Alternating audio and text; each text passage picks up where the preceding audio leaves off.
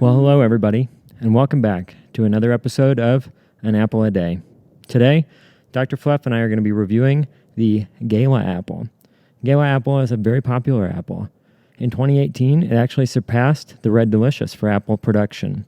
It is a hybrid of a Golden Delicious apple and a Kid's Orange Red apple. We're going to show you a close-up of the apple. There you go. You can see the sticker, and that's what it looks like. I'm going to take my first bite, and we'll see how it tastes.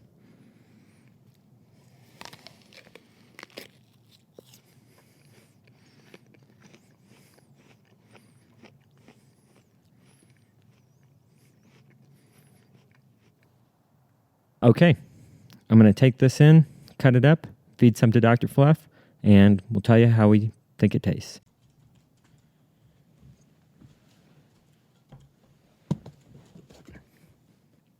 All right, we are back with our cut up Gala apple.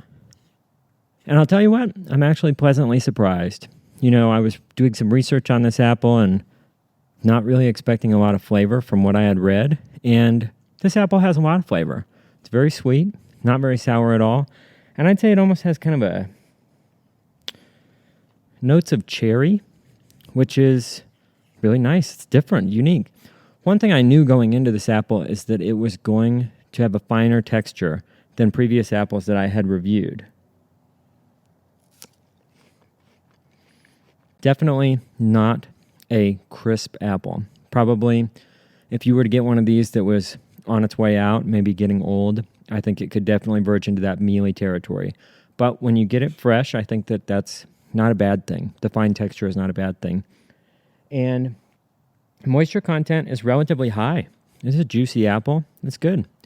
One thing we could talk about with texture is that I met an apple farmer once, and he told me about how the different textures of apples work. He said basically what's happening is happening at a cellular level. When you bite into a really crispy apple, what's happening is the plant cells in there are kind of stacked like vertical bricks, you know? And so when you're biting in there, what you're doing is your teeth are not very sharp, so they're crushing the cells and actually separating them, shearing them apart. And when you get into a very crispy apple, those cells are bigger and more shelf-like, so you really hear that shelf break off. And when you bite into a more finely textured apple, like a Red Delicious or a Gala apple, what you're going to be feeling in that texture is those cells being smaller and not breaking off so much like shelves, but more crumbly. But that can be good if the flavor is there. And I think on this apple, the flavor is there.